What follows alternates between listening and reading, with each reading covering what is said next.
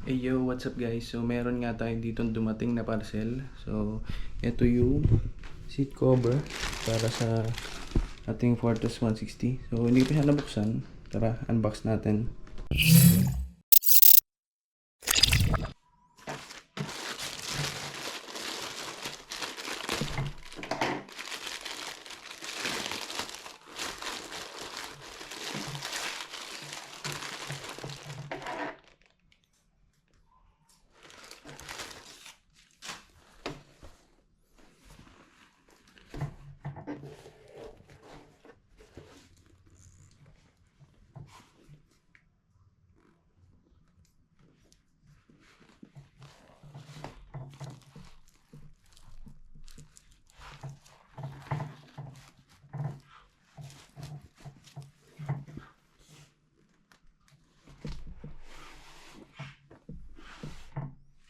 So ito na nga guys yung nabili nating seat cover para sa ating Fortress 160. So yung material na ginamit dito is parang synthetic leather.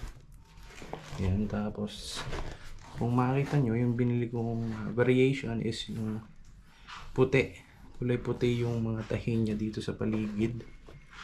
Yan, so tapos meron na siyang etiketa. Sa ilalim naman meron siyang foam. Ito yung uupuan ng driver. Tapos garterized na din siya. Ayan. Tapos meron din siyang tatlong velcro strap para sa installation sa mga upuan natin. Bali tatlong mahabang velcro strap yung nakakabit dito. So yun. So kabit na natin sa ating Fortress 160.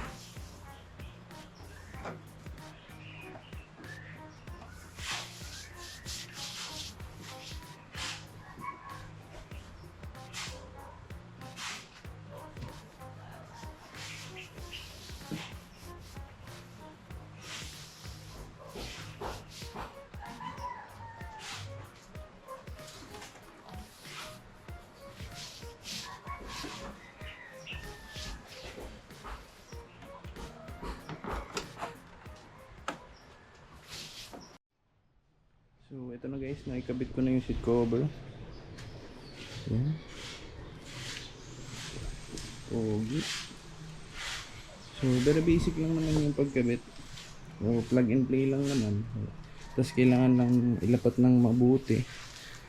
Tapos, yung velcro strap. Fit na fit naman siya. Tapos, hindi naman nagka-problema sa pagsara. Yan. Okay pa din naman siya. So, testing natin pagka inopen natin sa remote.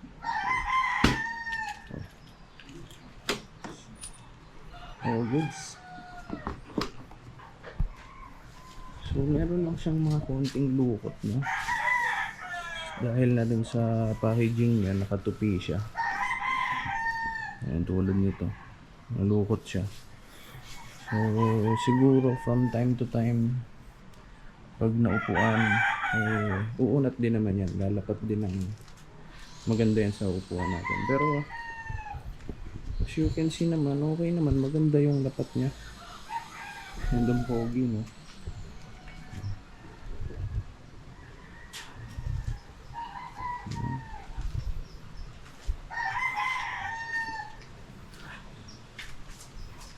So, ayan siya guys.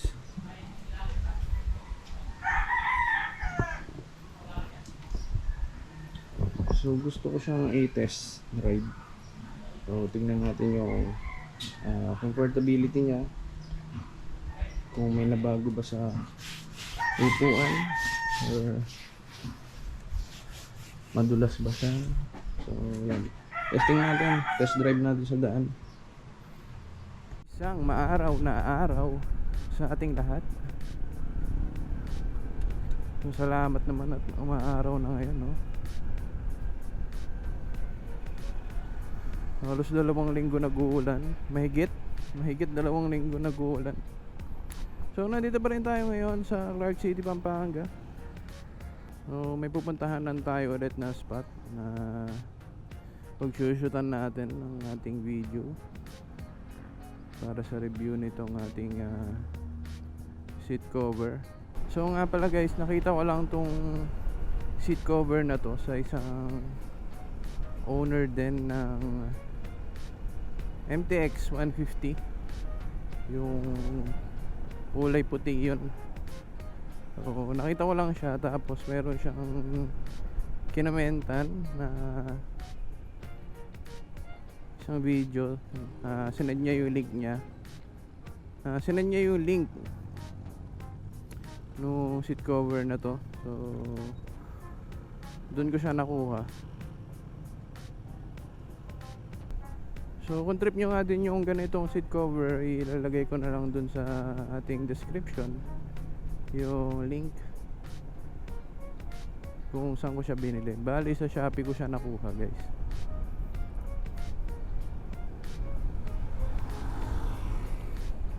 Tapos yung kinuha ko na variation niya is pang PCX,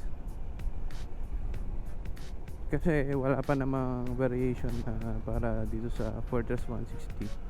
So, fit na fit naman yung pang PCX na seat cover dito sa ating Fortress 160. So, maraming iba't ibang style yung seat cover na to.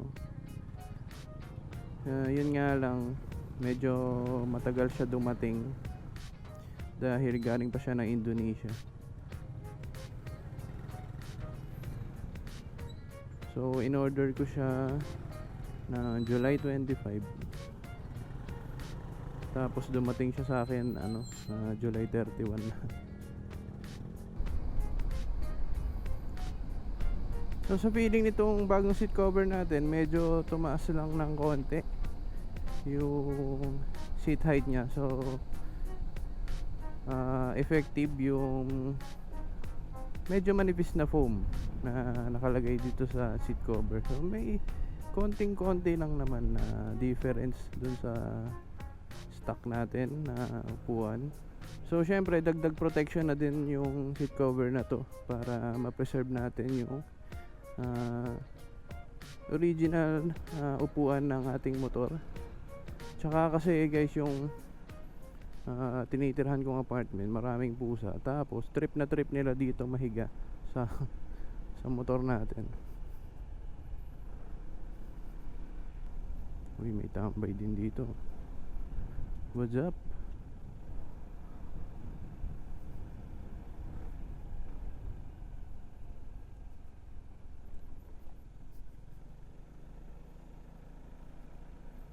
So hanap lang tayo ng lilim, yung medyo may puno naman.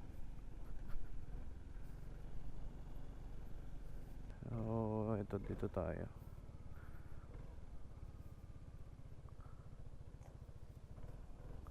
Yan.